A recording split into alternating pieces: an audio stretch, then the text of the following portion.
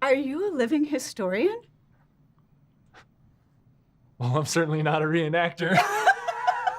I'm gonna just start this by saying I felt it was very refreshing to see a love story with people who weren't in their 20s. I thought it was really refreshing to see, because guess what? Love is not confined to the people who are young and like under 30. They're like, love hits everyone across the board in any walk of life, and I thought it was really, really nice to see people who were middle-aged for the camera falling in love. But were they really in love? Or were they just in love with those costumes? Yes. Yeah, no, I thought it was great. It was kind of showing, hey, anything's possible, and it had kind of a kinky side to it, which I thought it was all right. You don't expect those, but they're the kinkiest. The ones you don't expect. No. I wonder what else they're doing with that clothing. Yes. I was just going to add that I really liked the line about, like, she was very misunderstood, and just loved that. I totally related to that. And there's a beauty to it, that they are looking at these romanticized historical figures and seeing themselves in them. But let's just forget about all the issues with the Civil War and just jump into the costumes.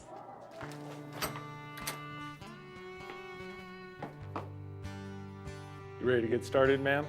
I mean, I like the setting and the topic overall. It's like, you know, it's very cliche that there's high school and there's all this teenage romance and love happening.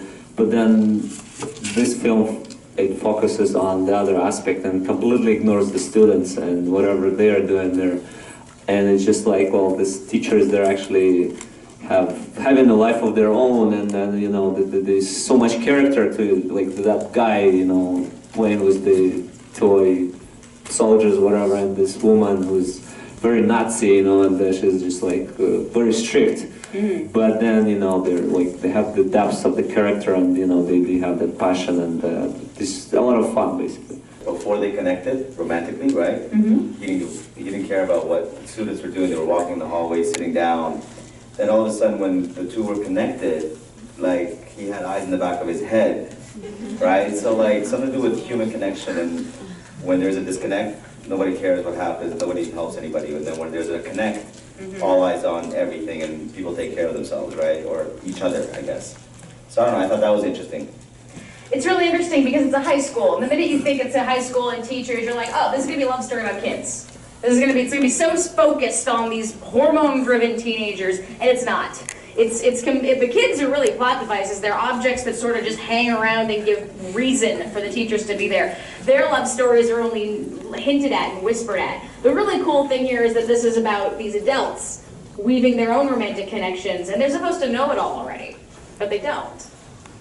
That's why they decided to get jiggy in a classroom, which is like, oh, like, that's what teenagers do. But love makes you crazy. Very soft.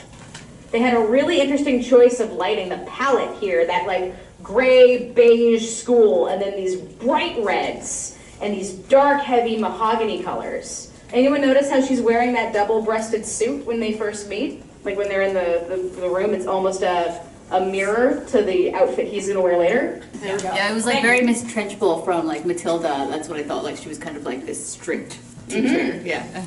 And he is too. Yeah. And they're both so into their niche interests. And they get really into each other. Is that a dirty joke? I don't know.